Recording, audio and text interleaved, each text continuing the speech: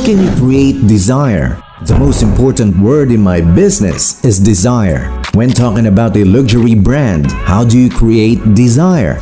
Those are the words of Bernard Arnault, the new richest man in the world.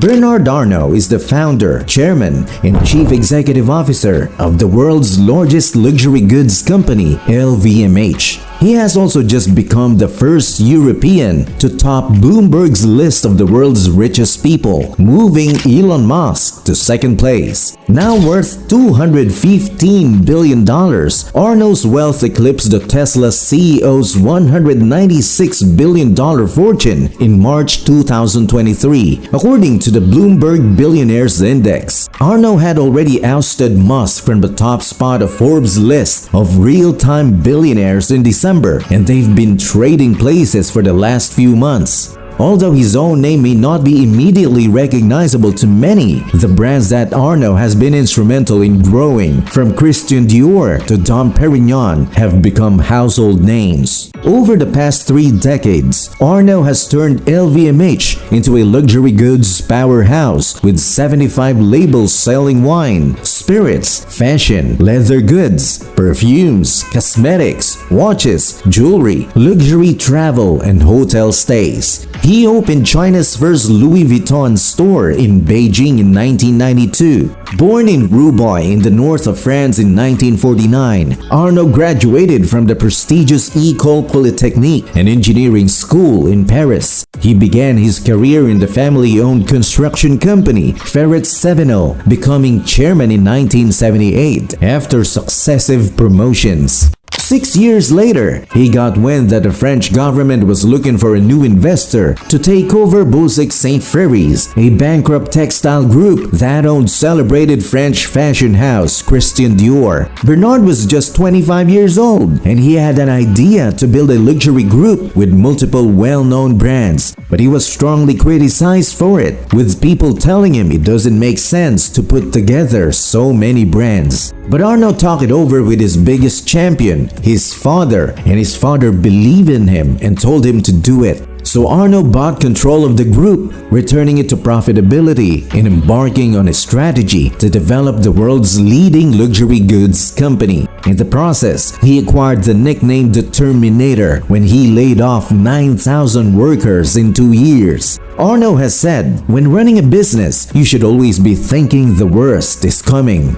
You should never be satisfied. You should always be frightened and in positive paranoid state of mind. On the other hand, he says, we try to be thinking of the worst thing that can happen. But on the other hand, we are optimistic long-term, but pessimistic short-term. After assuming leadership of LVMH, Arnault led the company through an ambitious development plan, transforming it into one of the largest luxury groups in the world. In 11 years, annual sales and profit rose by a factor of 5, and the market value of LVMH increased by a factor of 15. Some of the brands under the LVMH name are the French luxury ready-to-wear and leather goods brand Celine, prestigious leather company Berluti, French luxury fashion house Kenzo, the perfume firm Guerlain, the Spanish fashion house Loewe, American fashion designer Marc Jacobs, personal care and beauty product retailer Sephora, British shirt maker Thomas Pink Limited, Italian designer Emilio Pucci, Italian luxury fashion house Fendi, New York City-based DKNY, and Donna Karan, the largest department store Les Samaritan in Paris, and Italian jewelry brand Bulgari. LVMH also owns 2 wineries, Chateau Cheval Blanc in the Bordeaux region of France, and Chateau d'Yquem, a premier cru superior wine from the Sauternes Gironde region known as Graves. Arnault also invested in a variety of web companies, including the American company Netflix. In 2008, Arnault entered the yacht business and bought British yacht manufacturer Princess Yachts for €253 million. Then he subsequently took control of one of the leading builders of super yachts, Royal Van Lent, for another €250 million.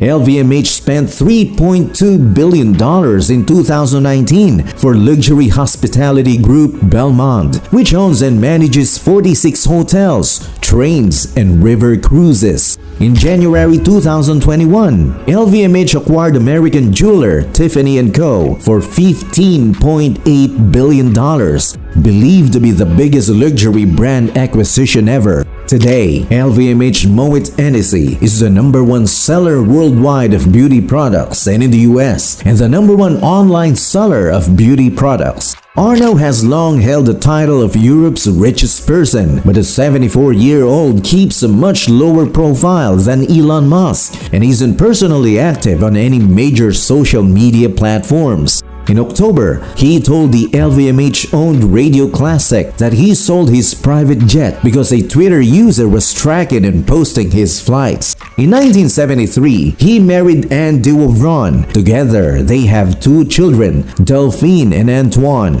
They separated in 1990. In 1991, he married Helene Mercier, a Canadian concert pianist. Together, they have 3 children, Alexander, Frederick, and Jean. Arnault and Mercier live in Paris, and all 5 children, Delphine, Antoine, Alexander, Frederick, and Jean, have official roles in brands controlled by Arnault.